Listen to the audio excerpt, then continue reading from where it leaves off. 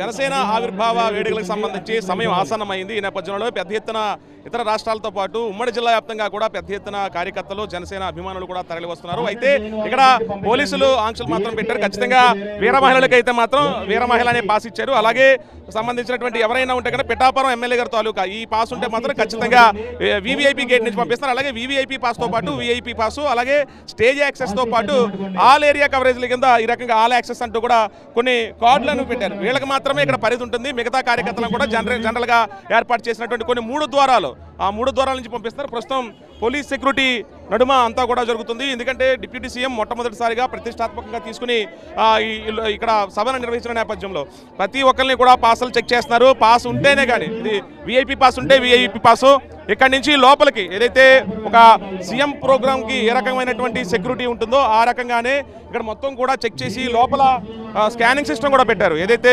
స్థానికంగా ఉన్నటువంటి లోపలికి ఏమైనా ఆయుధాలు కానివచ్చు, ఇతర వస్తువులు ఏమైనా పట్టుకెళ్తున్నారన్న కోణంలో వాళ్ళందరినీ కూడా చెక్ చేస్తున్నట్టు దృశ్యాలు చూడొచ్చు. మహిళలకి మళ్ళీ ఈ పక్కన లెఫ్ట్లో మహిళలకు సంబంధించినటువంటి ఒక బాక్స్ని ఏర్పాటు చేసి అక్కడ కూడా మహిళల్ని ప్రత్యేకంగా భద్రతా పోలీసులంతా కూడా చెక్ చేస్తారు. దాదాపుగా 1700 మందికి పోలీసులు పైగా ఇక్కడ పహారా కాస్తున్నారు.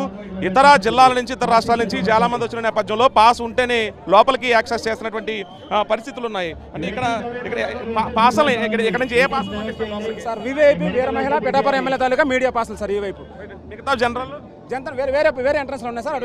ఎలాంటి యాక్సెస్ పెట్టారంటే చెకింగ్ అంటే ప్రొసెస్ 3-4 చోట్ల చెకింగ్ లో ఉన్నాయి సార్. ఇది ప్రస్తుతం అంటే దాదాపుగా కొన్ని విభాగాల కింద ఏర్పాటు చేసి ఈ పిఠాపురం ఎమ్మెల్యే తాలూకా ఒకటి వీఐపీ, వీవీఐపీ, ఎంవీఐపీతో పాటు ఆల్ యాక్సెస్ కార్డులను కూడా యాక్సెప్ట్ చేసి పోలీసులు ఎక్కడికక్కడ బారికేట్లను ఏర్పాటు చేశారు.